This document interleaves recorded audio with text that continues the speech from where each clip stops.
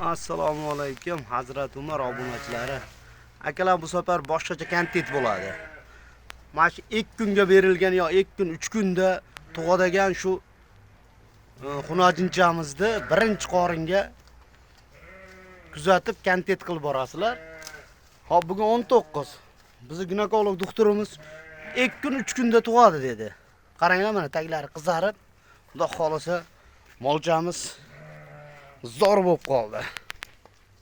Mana akalar, mol tuqqis kelsa mana tagi kasasi qizarib akalar, tevasi pasayib qolar ekan. Tug'adigan bu sigirchani. Mana qaranglar. Buni qarang. Mana taglari. Akalar, buni esdan chiqarmay turasizlar. Mana bitta narsaga e'tibor berib turasizlar akalar. Bitta like, bitta obuna bo'lib qo'yasizlar har safar. Tuqquncha shuni kuzatib boramiz akalar.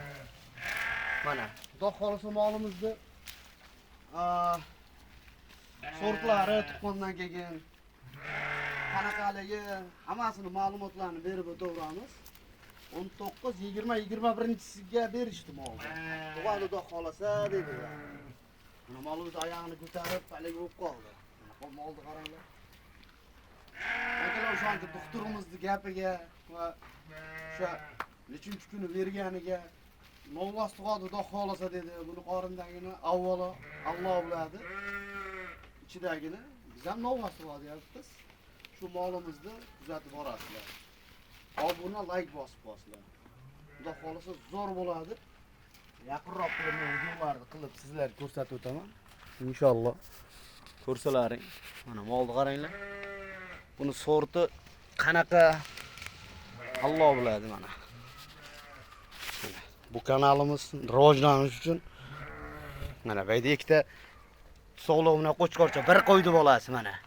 Buni ham bir kontent qilib qo'y sizlarga mana.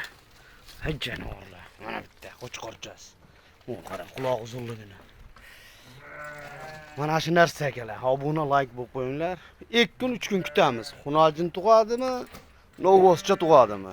Plus buni sorta akalar, simital yo bir parodasi zo'r moldan emas. Men ham o'zim olib kelganman, baqyapman. Baqib shu bolasini ko'raylikchi, birinchi tug'ishi.